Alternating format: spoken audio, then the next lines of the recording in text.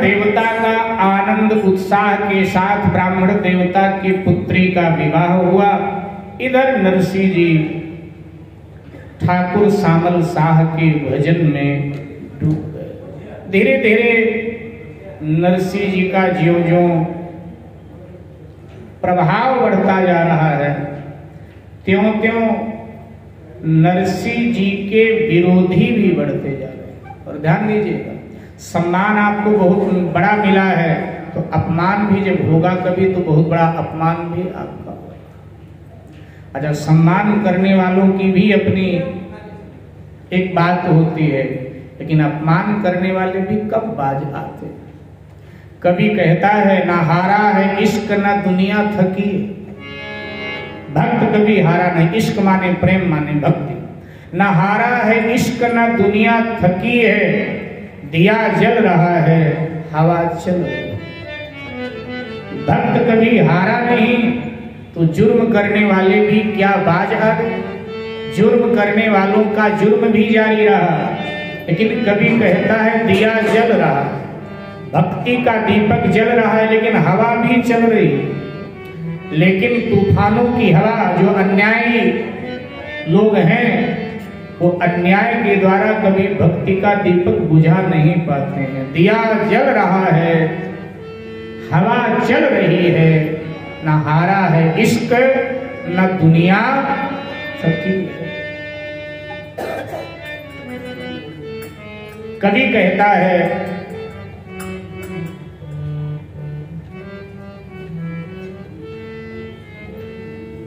कि देखो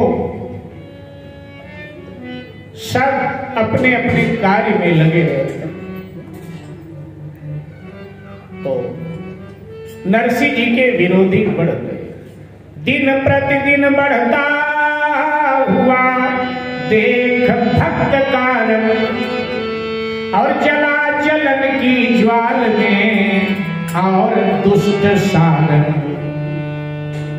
दिन प्रतिदिन नरसिंह जी के भक्ति का रंग बढ़ता देख करके दुष्ट जल उठे। और सबसे ज्यादा कौन जला?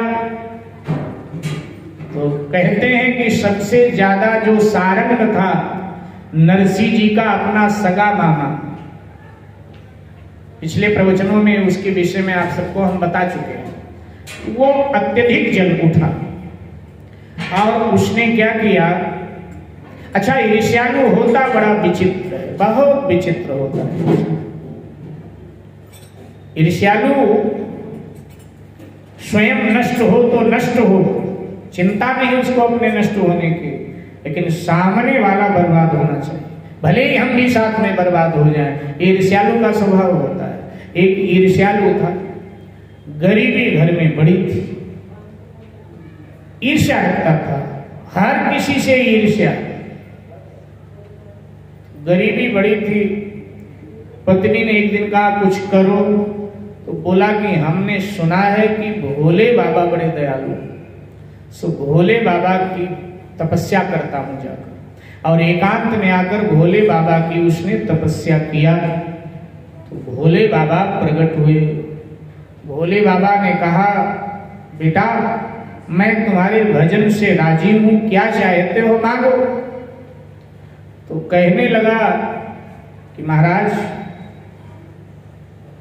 कितने वरदान दोगे? बोले एक वरदान दूंगा जो मर्जी मांगो। तो कहने लगा जब भी जो भी हम आपसे मांगे आप हमें दो। शंकर जी ने कहा अच्छा फंसा है इसको, जब भी जो भी हम आपसे मांगे आप हमें दो। शंकर जी ने कहा ठीक है बेटा। मन में सोचा कि तू डाल डाल तो हम भी पात पात हैं।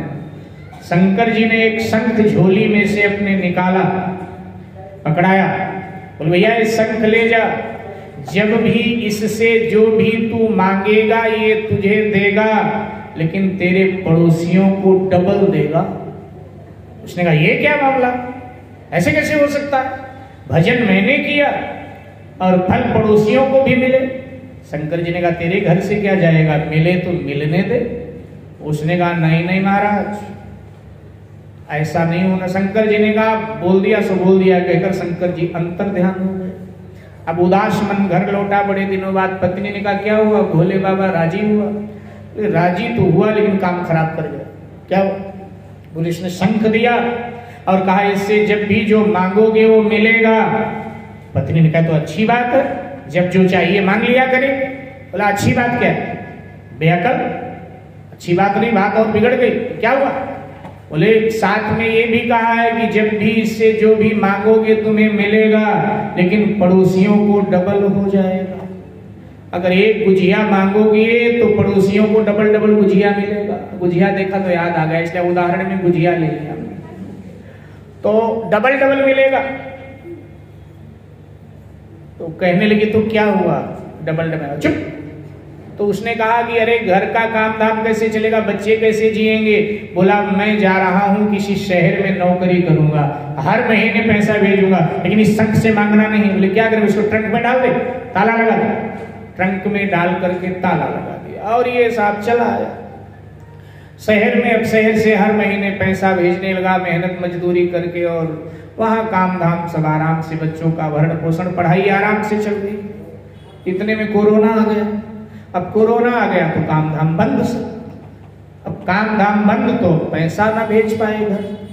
अब पैसा घर जाए नहीं तो वहां भी बड़ी मुश्किल, ना खाने को ना पीने को, सब बड़ी दिक्कत हो गई। क्या करें? तो बच्चे कई दिन के भूखे। तो बच्चों ने कहा मम्मी एक बात बताओ, वो शंख किस दिन काम आएगा? जब मर जाएंगे हम लोग तब काम आएगा क्या? उसने कहा बेटा तेरे पापा नाराज होंगे। बोले कोरोना चल रहा है, पापा का काम बंद हो गया होगा, इसलिए अब कुछ करो। उसने कहा ठीक है। और उसने शंख को निकाला, नहलाया धुलाया, चंदन आदि चढ़ाया और कहा हे शंख देवता, हमारा मकान बन जाए पक्का, कच्चा मकान, पक्का मकान बन जाए, बहुत बढ़िया सुंदर हवेली बन के तैयार, लेकिन पड़ोसियों की डबल मंजिल की, इधर वाला पड़ोसी इधर वाला, दोनों की डबल मंजिल। फिर उसने कहा ये सामान, इतना राशन आ जाए, इतना फल आ जाए, सब्जी आ जाए, ये आ जाए, वो आ जाए, जो कहा सब आ गया, लेकिन पड़ोसियों के यहाँ डबल डबल। अब उसको कोई ईर्ष्या नहीं था बेचारी को। उसने कहा चलो हम भी आराम से खाएं, पड़ोसी भी खाएं, क्या करना। इधर जब कोरोना थोड़ा डाउन हुआ तो कुछ मेहनत मजदूरी करके उसने कमाया, उसको लगा जाके बच्चों का हाल पता लो। सो अब जब गांव पहुंचा तो दूर से देखा कि अपनी हवेली 1 मंजिल की, पड़ोसियों की 2 मंजिल की। समझ गया कि मेरी बेवकूफ पत्नी ने ही काम खराब किया। एकदम पहुंचा, बच्चे पत्नी सब स्वागत के लिए थोड़े आओ, बोले आएंगे बाद में, ये क्या किया? उसने कहा क्या करते, मजबूरी में पैसा भेजा नहीं आपने, भूखे मरने की नौबत थी, सो ये काम करना पड़ा, और करते भी क्या? उसने कहा बेवकूफ, तुझे मांगना नहीं आया, निकाल शंख। उसने कहा अरे बाद में जो करना है कर लेना, पहले नहाओ धो भोजन करो। बोले हमसे भोजन किया जाएगा ये सब पड़ोसियों का देखकर? हमसे धोना, हमसे भोजन नहीं किया जाएगा। अरे पानी भी नहीं मुझे उतरेगा गले से नीचे, पहले तू शंख निकाल। अब पत्नी ने डर के मारे शंख निकाल के ले आई। अब शंख को रखा और हाथ जोड़ करके कहने लगा हे शंख महाराज, हमारी और हमारे परिवार की एक आंख फूट जाए, और जैसे कहा कि हमारे और हमारे परिवार की एक आंख फूट जाए तो बेटे की, बेटों की, पत्नी की और इसकी एक आंख फूट गई। लेकिन इधर उधर के जो पड़ोसी थे पूरा परिवार सूरदास हो गया, 7 सूरदास दोनों गई, क्योंकि अब डबल तो होना था, दोनों आंखें फूट गई। तो पत्नी ने कहा चलो चलो समझ गई, बड़ा अच्छा काम करते हो, आखिर हम लोग भी तो काना हो गए। बोले तो क्या हुआ, एक से तो देख रहे हैं, अब ये सुख देखेंगे, सूरदास हो गए सब। तो कहा चलो नहाओ धो भोजन करो। तो कहने लगा ना अभी शांति नहीं, अभी तो और मांगूंगा, देख इनका क्या हाल करता हूं पड़ोसियों को, अब क्या करोगे? तो कहने लगा हे शंख महाराज, हमारे घर के आगे एक छोटा सा कुआं हो जाए।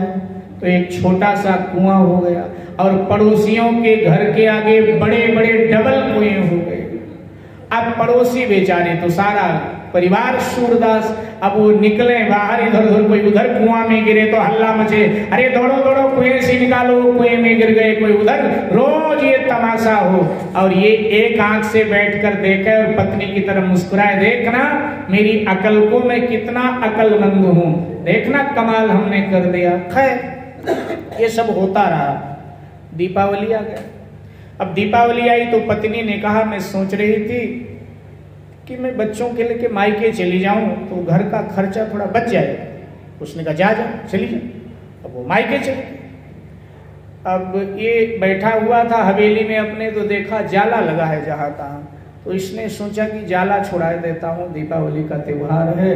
तो इसने झाड़ू उठाया, जीना लगाया और झाड़ू से जाले छुड़ा रहा था। इतने में जीना फिसला, गिर पड़ा, तो झाड़ू का तीला जो एक आंख ठीक थी ना उसमें धंस गया, फूट गई। और जब फूट गई, समाचार इसके ससुराल गया, बच्चे पत्नी सब आए, बोले क्या कर लिया? अरे किसी नौकर से काम करवा लेते, अब कोई कमी थोड़ा है, किसी नौकर से। ये क्या किया? आंख फोड़ लिया, सूरदास हो गए। बोला तो क्या हुआ? शंख है ना, शंख निकाल।